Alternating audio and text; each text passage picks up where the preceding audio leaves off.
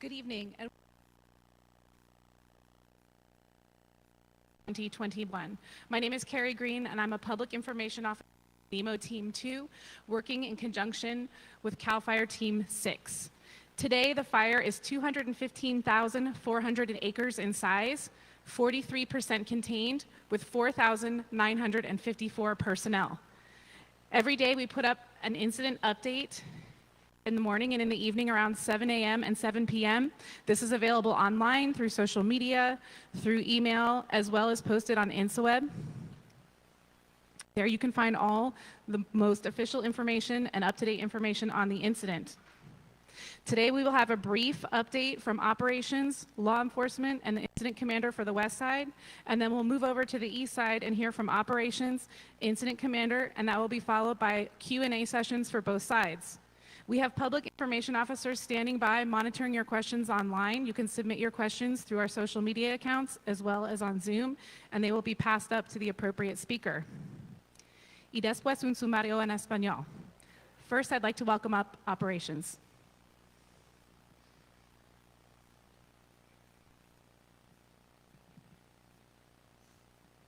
Good evening, Eric Schwab, Operations Section Chief with Incident Management Team 6. Start down again in all the south end of the fire. All of this is a continued patrol, pulling hose, cleaning up any trash that we may have left along the line, and also supporting calls for service with residents that have been let back in after the evacuation orders have been lifted. Same thing around into Division Alpha, Division Delta. We still have, like I spoke about yesterday, fire suppression repair that started today down here near the Omo Ranch where it's touching the fire. So you will see additional equipment out there as far as heavy equipment, bulldozers, excavators, that kind of stuff, to water bar some of the fire lines that we put in, and just help to clean that area up and restore it back to as much of its original condition as possible. Moving up, I took a drive up 50 today, looked at these two hot spots, these unburned pockets. Both of them look extremely well.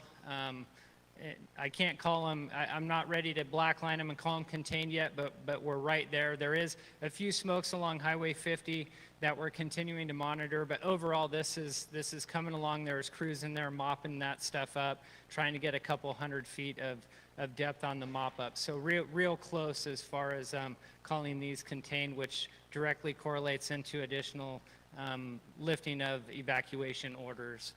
Moving up into Division I, this is, again, a very challenging piece of ground. We're up into the wilderness area. We've cut a lot of direct hand line into the wilderness, supporting that with retardant operations from the mobile retardant plant that we have set up. And it's a tough piece of ground. We're in there beating it up. It's over a 2-hour hike to get in there, a 2-hour hike to get back out. So we're looking at some new options of spiking Type 1 crews into that area to reduce the exposure to our hand crews of having to hike in and out of there every single day. So we're hoping if we can get some Type 1 crews spiked out in there for 3 shifts that we can kind of have this area buttoned up into the wilderness. Concurrently, we continued to improve a secondary line along Wrights Lake Road. We've also been working a Branch 10 contingency group up and across through Ice House Road and back down kind of towards the Pacific Ranger Station on Highway 50 to have that contingency line should we throw a spot over Highway 50 sometime down the road. Moving down, again, another sore spot for us that's a challenge for us has been in the Division Nora. We're working with Team 4 over here to pick up this piece just above Kirkwood. Trying to support them as best we can, and they're concurrently supporting us in continuing this hand line down across the slop that we have on the south side of 88, and we have engaged crews to pick up these unburned islands direct. They look super tiny on the map. They are in very steep and unforgiving country to work with people in there. And it also got active today. We were seeing some group tree torching and some movement on the fire. Not as much as yesterday, but it is hot and dry, and we're anticipating that movement. So a lot of holding forces along 88. Just to reaffirm, no fire has gotten into Kirkwood itself. the lakes down here, no fire impingement on structures. We've done multiple weeks of structure prep in those areas, and the crews out on the line, both from our team and the East Zone, are just doing an incredible job with making progress in there. Again, as we continue back down to Cold Black at Leak Springs Lookout, just mop up and patrol, so we hope to be able to darken in some of this line as we move forward. Thank you. Thanks, Eric. All right, now I'd like to have our law enforcement representative come on up. Representatives.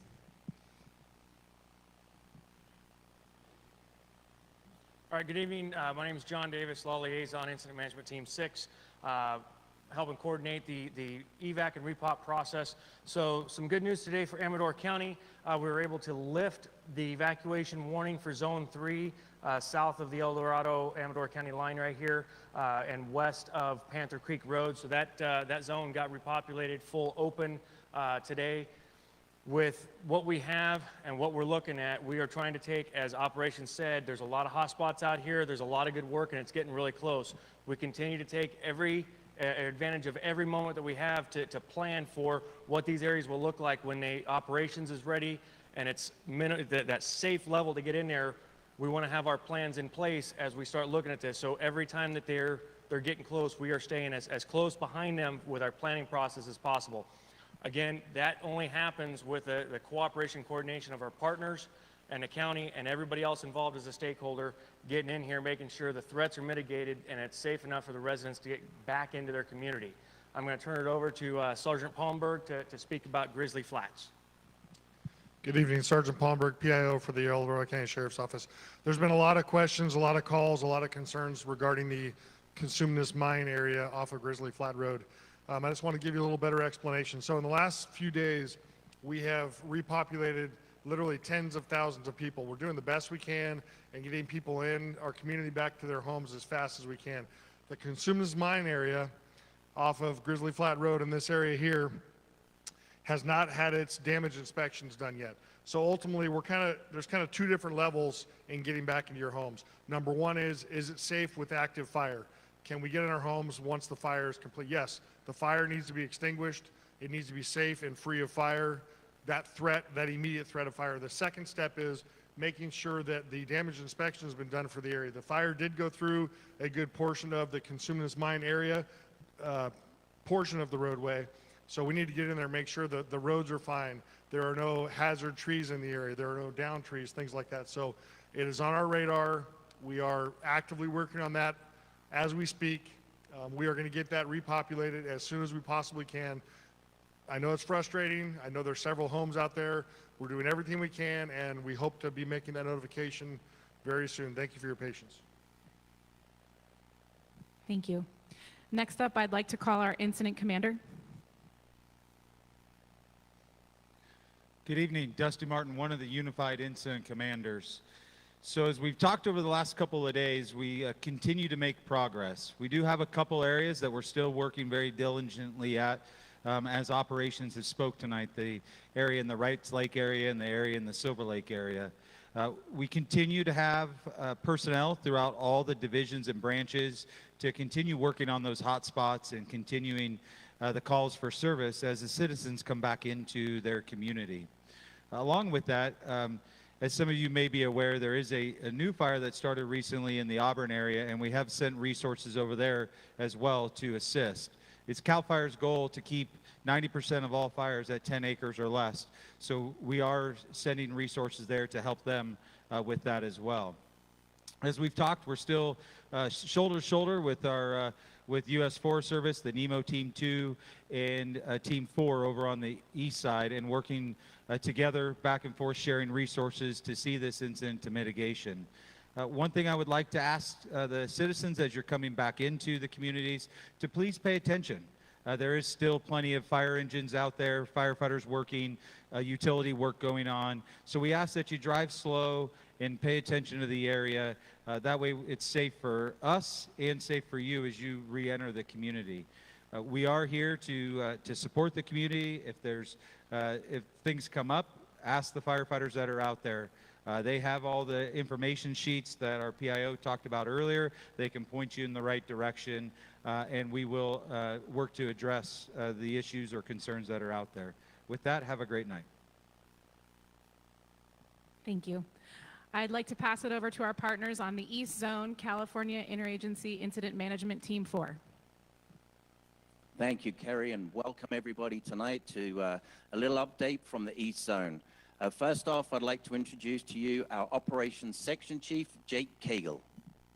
Hey, good evening, everybody. So we're going to start here over where our line of demarcation is in the Desolation Wilderness. So as I've been talking about, we inserted a crew. That's a small module specific for wilderness areas. They are working over in the Ralston Peak area now, going direct on the stuff in the wilderness, the heat in the wilderness. Again, the heat through here, we have minimal heat signatures through here. There are a couple areas, though there are potential, but no significant heat buildup through this area. Weather dependent, smoke dependent, we do have repellers that will be repelled into there and supporting those wildfire modules that are in there. And we do also have more on order to place in there to get all direct line through the wilderness in here. As we get over into upper and lower Echo Lake system, crews have been gainfully employed in there for the past couple operational periods. Things are looking good through there. Though the fire is still backing, it's very moderated. Crews have secured all the homes through there, and crews continue to work direct on the edge of the lake. And then there is a indirect piece of hand line, but the fire's slowly backing in there. So crews are going to continue to monitor that. Nothing's going to change in there. We're going to continue to have a 24-hour presence through there. As we come into the community, through Christmas Valley, we're able to add some more containment line today through Christmas Valley. This is on the west side of the 89, but crews are still gainfully employed in there. They are doing aggressive mop-up, so they're gaining more depth in that mop-up. The further that we go in that mop-up, the more secure it is in there. So they're going to continue that. Again, that's a 24-hour process as well. We have our current containment line through Christmas Valley as we get into Myers. And that has continued, and we're able to add more containment line through here.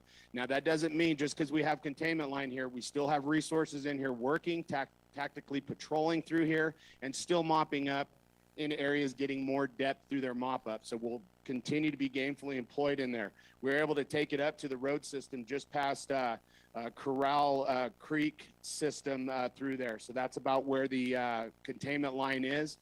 Now, something I want to point out, there's some fuel treatment areas through here.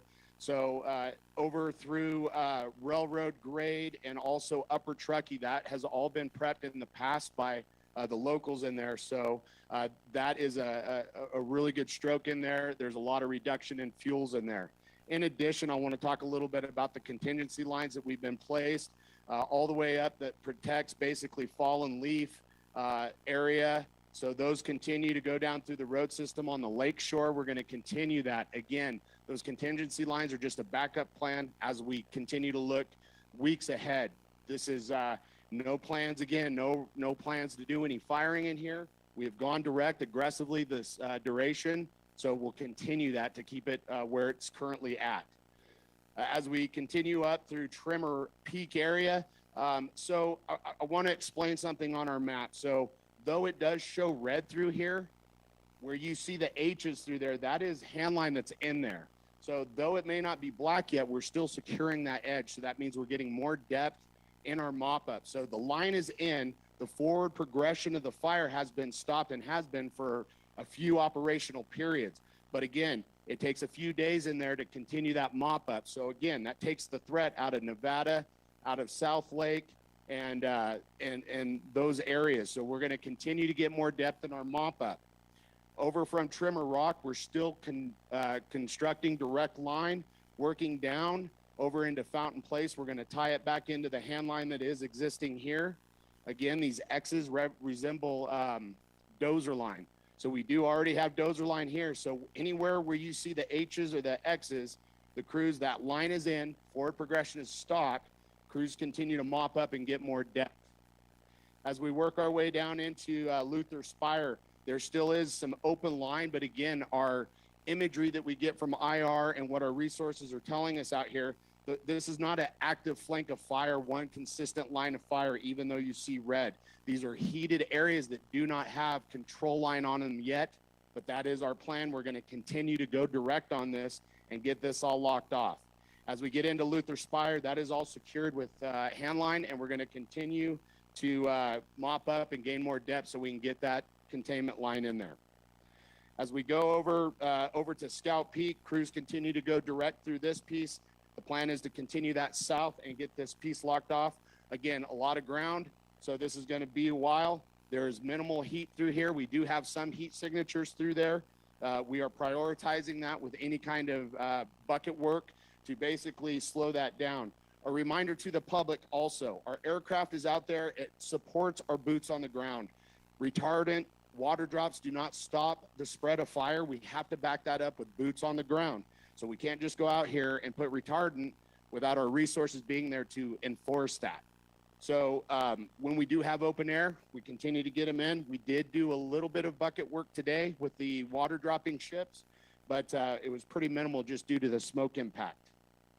As we come over to Caples Lake, crews continue to work this northern flank going direct on this. And again, where you see the dozer line, this is all locked off into the rock system. So crews will continue to mop up through there, and we're finishing the direct hand line through here. As the West Zone reported out, we did send 3 hotshot crews over to assist with the Kirkwood. Again, we're one team. We're fighting this fire together, this one fire. So we're supporting each other with that. And that's your current update. Wow, thanks, Jay. There's a lot of information, a lot of valuable information. So just as I'm welcoming our next guest, just to let you know, my name is Sean Collins, and I'm the Public Information Officer for California Interagency Incident Management Team 4 here over on the East Zone. So our next speaker from the city of South Lake Tahoe, Fire Chief Clive Savacool.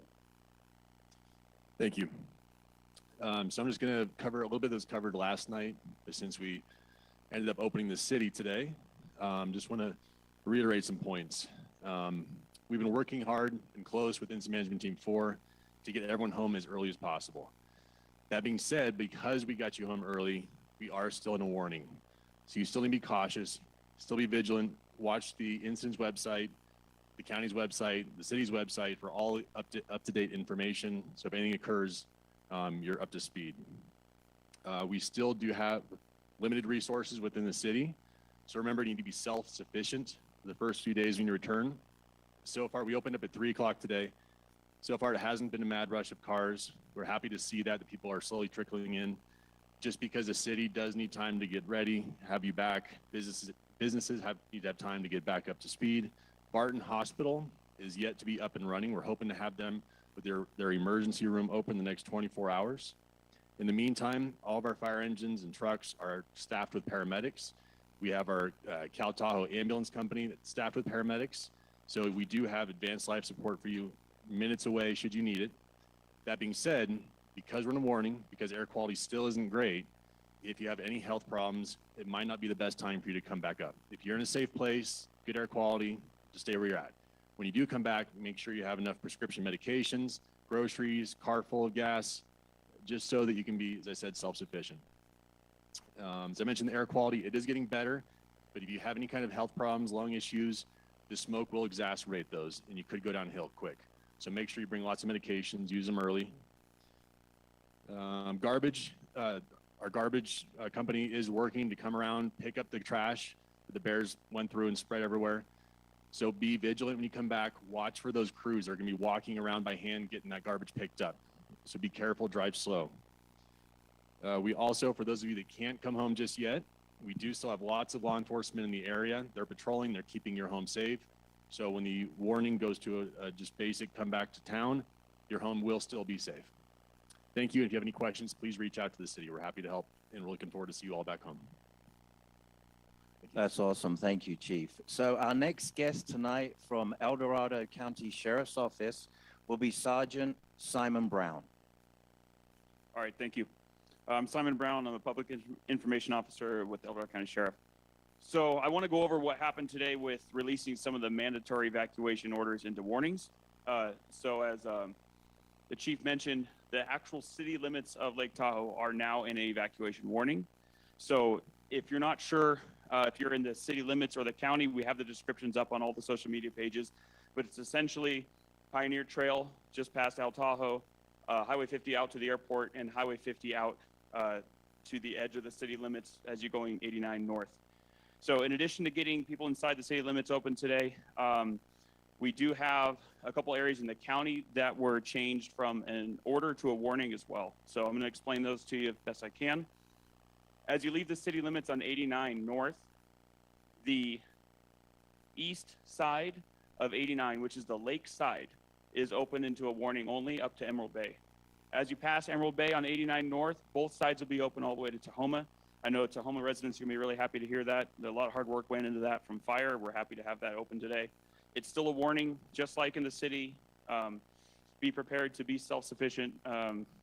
Drive real careful when you come in. There's a lot of crews in the area. So the delicate balance between humans and bears has been upset over the last week or so. So that is going to be a big challenge. Law enforcement's been working really hard to do what they can to keep the bears out of people's homes. As you come back, please call us if you need any assistance. If you think there's a bear in your house, give us a call. The city police and sheriff's office will help you. All right. Thank you very much, Sergeant. And our last speaker this evening from California, Interagency Incident Management Team 4, is our Incident Commander, Rocky Opliger. Good evening. I'm Rocky Opliger, Incident Commander for California Interagency Incident Management Team 4. First of all, I want to welcome any of our new viewers to our virtual format community meeting. And again, thank the many of the folks that continue to log on every day to get the latest information.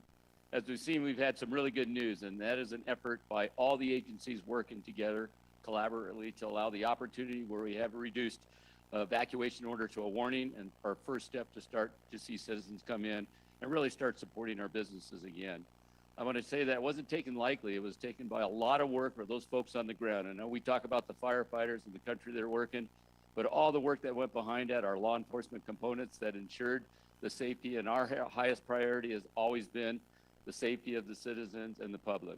And so the efforts today is just the first step, is the great job that we've seen through a difficult fire that's been going on for quite a long time. We've seen those successes in the west zone. As the fire again moved to the east zone, we're now starting to see those successes, and that was because of a lot of hard work and a lot of coordination. We're always cautioned, as we heard about that warning. We've had some significant fire behavior this year. We'll continue to see that kind of until we get into our winter months and start seeing some rain and snow. So that caution of being warned is being prepared, worst case scenario. But again, with the work that you heard from operations that's out there, we're being cautious of gaining extra containment only because we want to ensure that through any kind of wind event, that it is safe to allow our communities to get back in. So on behalf of California Interagency Incident Management Team, for all of our federal, state, local government contractors, cooperators, stakeholders, and landowners, please have a safe night, and thank you. Thank you very much, Chief. Before we go over to the west side, I just want to let everybody know, if you do have questions, we do have a bank of folks answering those. And also, if you have questions about the Lake Valley area or the Fallen Leaf area, we do have the fire department chiefs from that area, Brad Zelendik and Gary Jaron. So over to you, Kerry. Of our operations, address some questions. Thank you. Just had a couple of questions.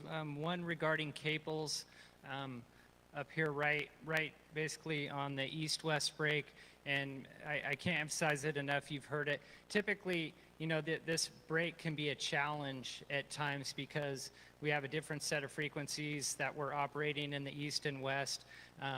Folks maybe have a different plan. I can tell you that is not the case this go around. Everything around cables, everything around the Caltrans yard has been looked at, it's been prepped, it's been defended, and everything is a coordinated effort out here with the line supervision communicating and truly working together, regardless of that break right there. So everything at cables and as far as the Caltrans yard up there looks great.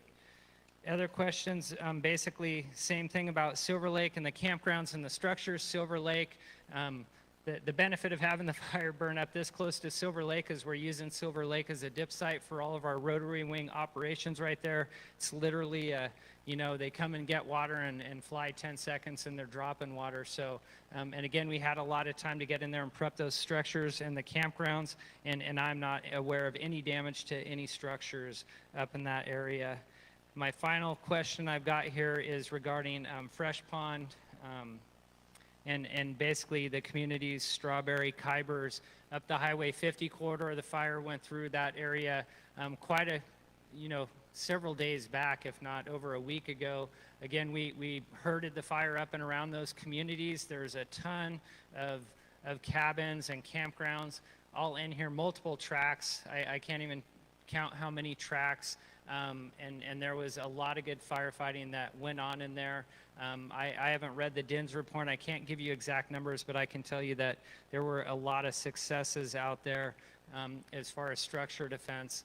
And as we move forward, as you've heard with the repopulation of that 50 corridor, for my personal litmus test, when I'm comfortable with folks going back in, is would I want my family to be out there, and would I be afraid that a hazard tree, and that's one of my biggest fears, is a hazard tree coming down and hitting a person. And there is just a ton of hazard trees along that 50 corridor. We have multiple falling teams in there every day, all day, eliminating those hazards.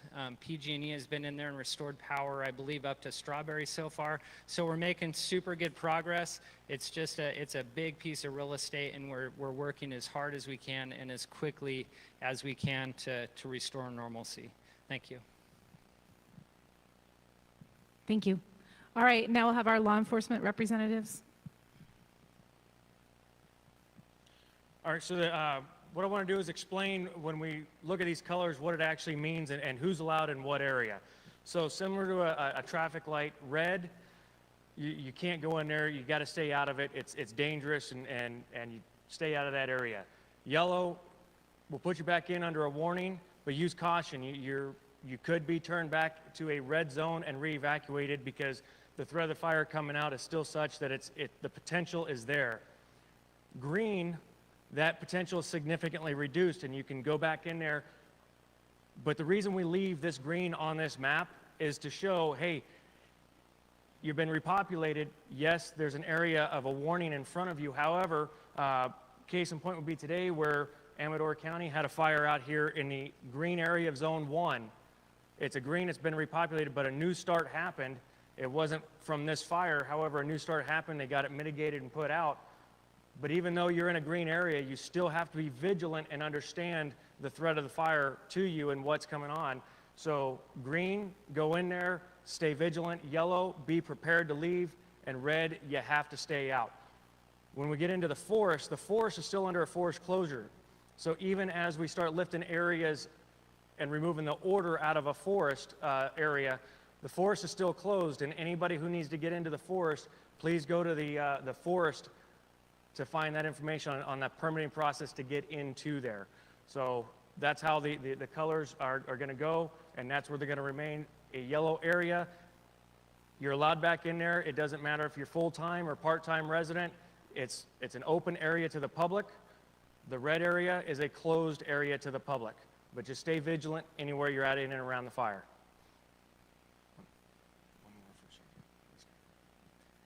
Okay. Sergeant Eric Pomberg again. So I guess my explanation answers for the consumerist mine area did not satisfy a lot of people. So I just want to clarify a few more things.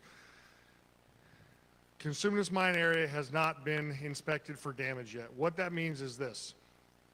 If an area is not inspected for damage and there is damage to a property, any portion of the property has been burned, if a tree has fallen on a structure, if there are hazard trees and whatnot, if we allow access to that property right now, you could basically, these residents, if there was any damage, basically they wouldn't be eligible for any state or federal funds. That is why the area is staying closed at this time. As soon as those damage inspections are completed and that stuff is documented, photographed and documented, we can reopen the area as long as it is safe and it has been inspected. So ultimately, if we open the area right now, anybody that would be eligible for any sort of resources, any sort of aid would not be eligible if we let them in first. So like I said before, we're doing our best. We expect that to reopen very soon. I can't give you a date or time, but we're doing our best with it, and that is a different explanation. Thank you. And that's the end of the questions on our side for tonight, so I'd like to pass it back to Sean in the East Zone. All right, thanks very much, Kerry. First up, I'd like to welcome back up from El Dorado County Sheriff's Office, Sergeant Simon Brown. All right, thanks. The question I had was what identification is needed to come back to the areas that are now warning.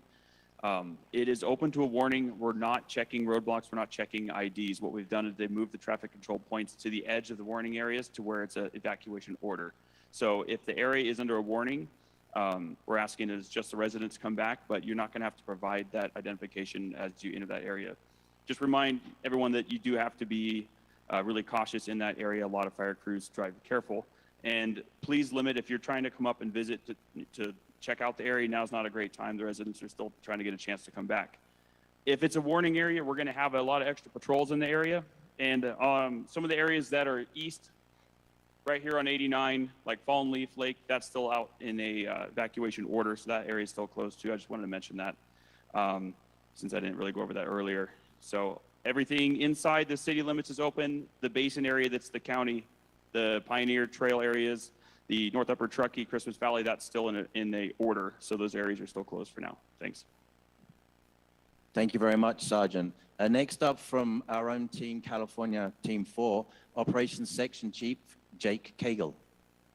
Okay, again, thank you for the question. So the specific question was, where are the crews inserted in the Desolation Wilderness? So again, we have a wildfire module that was placed just adjacent to Ralston Lake. So again, we plan on adding more crews as we go, and it's going to be all through this piece. So everywhere we're finding heat, this just happened to be our priority area right next to Ralston. That's where they're working, and we'll continue to add crews and get all direct line through this and mitigate all of the items or heat in Desolation Wilderness. That's it. All right, thanks, Jake. So that concludes our portion of the questions. The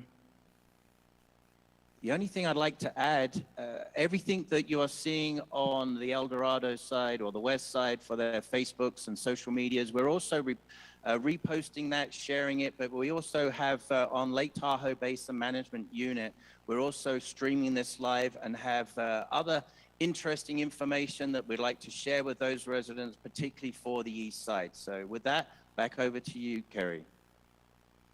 Thanks, Sean. That's the end of our program in English, and now we will do a summary of the briefing in Spanish.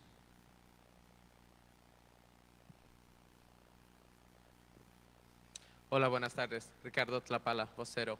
Con el incidente Caldor, con su breve operativo de hoy, el 5 de septiembre 2021. En la zona oeste seguimos celebrando el buen trabajo que han hecho nuestras unidades de tierra. ¿Ven toda la línea negra?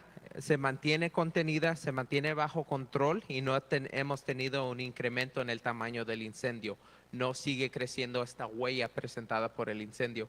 Pero lo que sí vemos es por el clima que anticipamos este fin de semana, con mucho calor y con cambio a los vientos, que todavía quedan brasas dentro del perímetro del incendio que se siguen calentando, y cuando se calientan dan humo.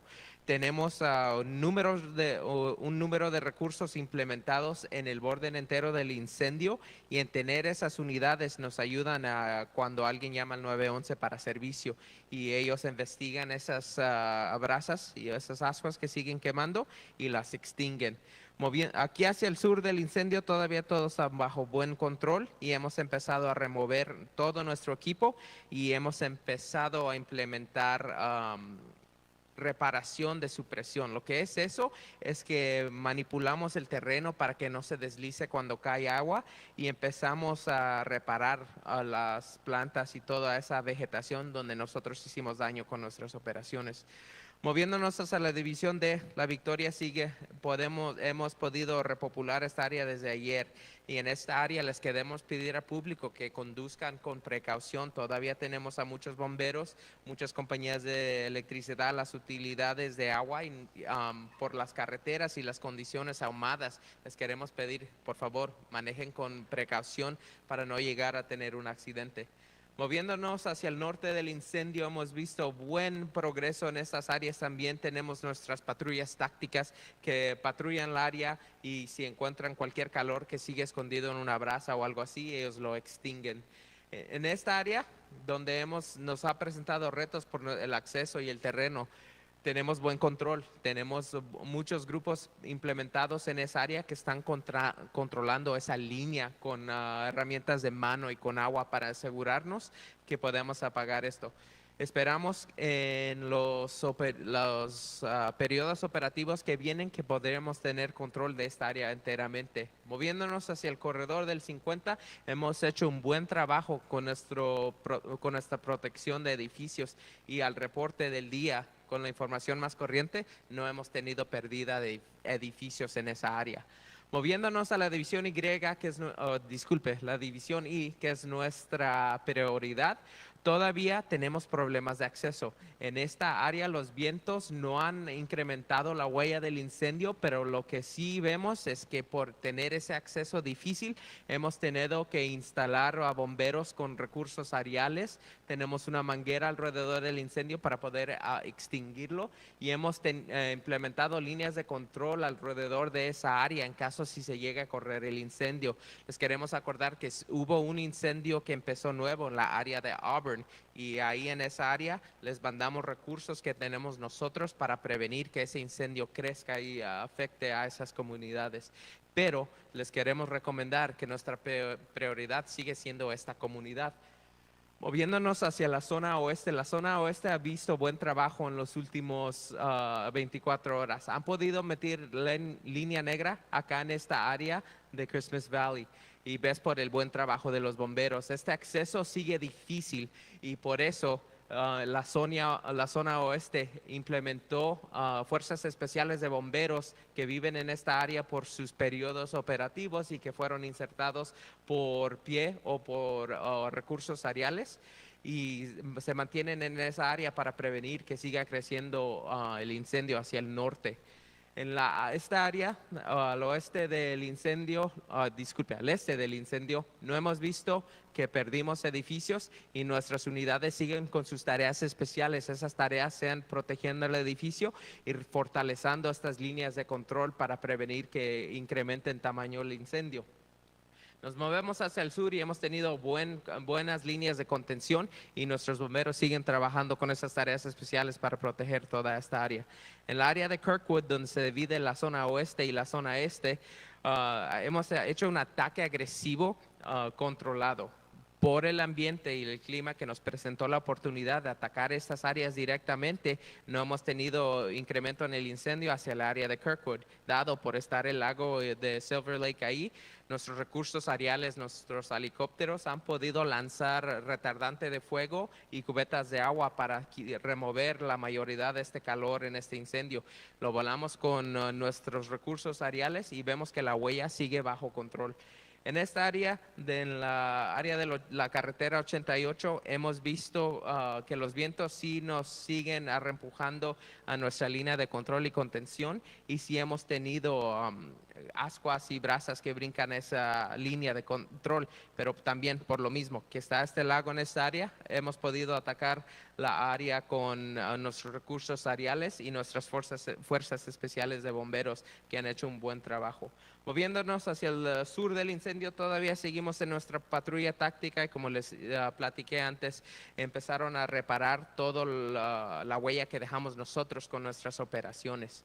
Y ese es el sumario de la operación de estas 24 horas. Les quiero traer acá al mapa de evacuación y les traemos más noticias buenas.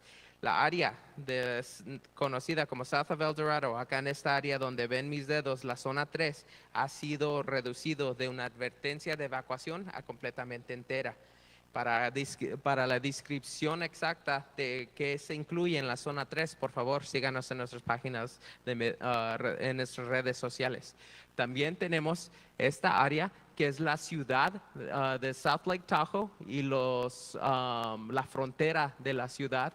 Cuando salimos hacia la frontera de la ciudad, en Fallen Leaf A, que es la área este del 89, al lado del lago a Emerald Bay. Esa área la hemos podido abrir y también la área de Tahoma. Les queremos acordar que 2 veces al día nuestra oficina publica toda la información que necesita usted con nuestras órdenes de evacuación y nuestra información del incendio. Al minuto, el incendio ha consumido 400 acres. Estamos a 43% de contenimiento y tenemos a 4,954 bomberos comprometidos a esta lucha. De parte de los comandantes de la zona oeste y la zona este, les queremos acordar que nosotros seguimos trabajando muy duro para que regresen a sus casas. Les pedimos cooperación con todos nuestros cooperadores y asegúrense que estamos haciendo todo lo posible día a día para que ustedes puedan regresar a sus casas. Otra vez síganos en nuestras páginas nuestras páginas de redes sociales y por favor que tengan buenas noches.